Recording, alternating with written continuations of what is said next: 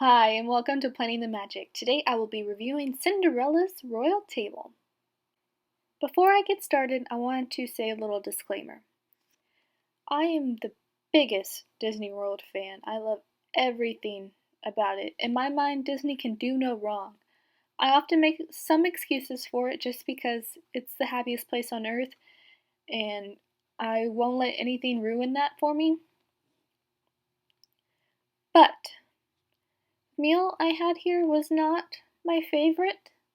And I'm going to be honest with you. However, I'd rather eat here at Cinderella's Royal Table every day of my life than the most amazing restaurant in the whole entire world. I would still pick this place in Disney World than another restaurant outside of it. That being said, let's get started.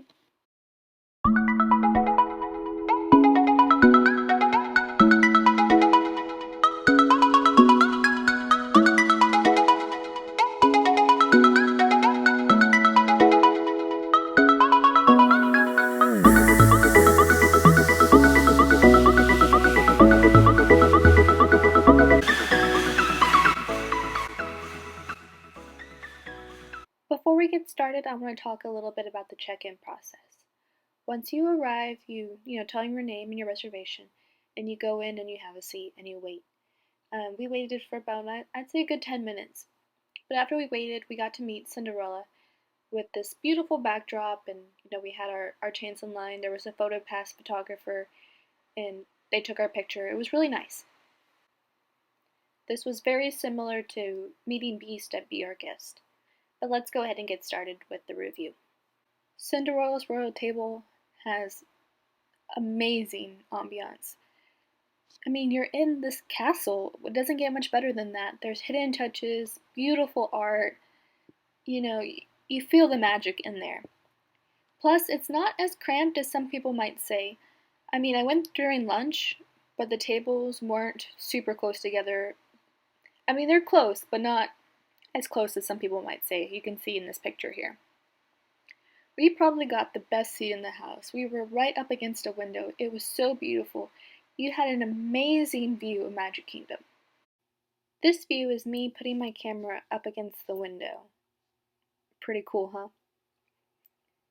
One of the perks of dining at Cinderella's Royal Table is the character meet and greets.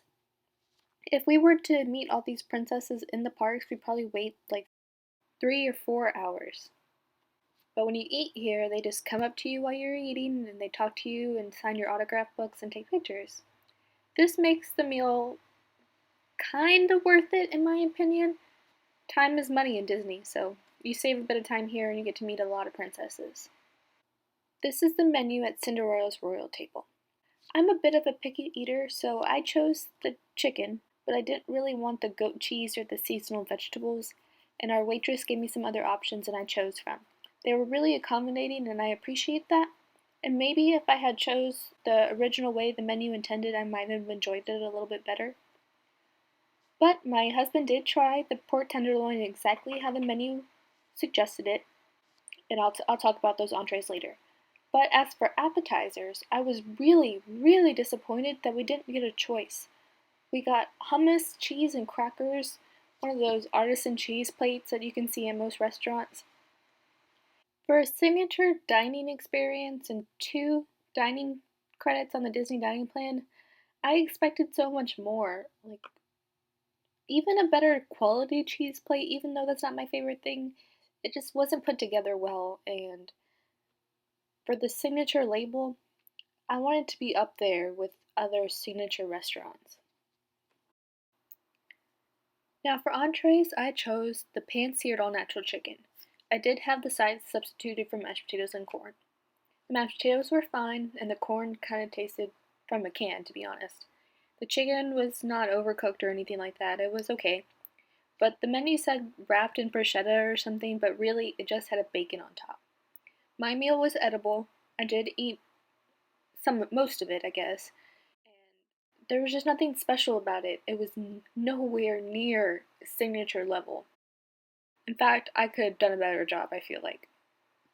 My husband chose the pork tenderloin, and to be honest, it was a little gray and almost unedible. He had 2 bites, I tried it, and that was about it. The sides that came with it weren't very good. Nothing on his plate was worth eating, to be honest. It really pains me to give anything in Disney World a bad review. I really truly hope that this was an off night for the cook and just things didn't work out properly this night. This meal wasn't enjoyable, and I was really disappointed because I was looking forward to this reservation for, 6 months. I made this reservation 180 days out. I was disappointed and I wished I used my 2 dining credits elsewhere. For dessert, I chose the lemon sorbet, and basically it was just flavored ice. It was a little tart and not much to speak of, to be honest. And my husband chose the Clock Strikes 12 dessert. This was one of the most beautiful plated desserts we've had at Disney. It was really pretty to look at. And to be honest, the most enjoyable thing at this meal. That being said, this dark chocolate mousse, I say that with air quotes, it was pretty much a stale brownie. This meal cost me $119.27, or 4 credits on the Disney dining plan. I really truly felt that I kind of wasted my credits here. I would have rather used them at other restaurants. There's a lot better restaurants that I wish I had tried at Disney World. That being said, I don't want to end on a negative note. This restaurant really does save you time in meeting characters, and in Disney World, time is money. But most of all, I've dreamt of seeing this castle in person for many years, and once I finally did, I was grateful and truly blessed that I got to eat inside that castle because not many people get to do it. This restaurant is one of the hardest reservations to get, and you must book it 180 days out. I was disappointed, but I am so glad I get to say that I ate here and I got to experience this. Now let's move on to my score. For atmosphere, I gave it a 9. To give Cinderella's castle anything less would be disrespectful, in my opinion. The restaurant was small, but you had space and it was very beautiful. I think just because I had such a negative experience, it's not a 10. For food, I gave it a 1. To be honest, my husband's meal was pretty much unedible, and I was really disappointed. We actually ended up at Casey's Corner because we were still very hungry after this meal. I'd like to give it higher, but I would be lying if I did. For worth the money, I give it a 2, only because it saves you a little time in meeting characters.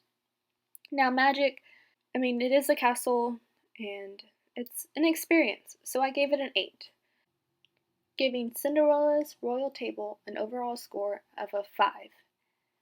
If you're planning on eating here on your next trip, I truly, really, deeply hope that it is everything that you want it to be and it's magical for your children and it's the highlight of your vacation. I'm so sorry, Disney World, but this restaurant really fell short for me. And Disney World has the best food in the world to me, and I'm so sad that this didn't live up to my expectations. Thank you so much for watching, and I'll see you next time. Bye.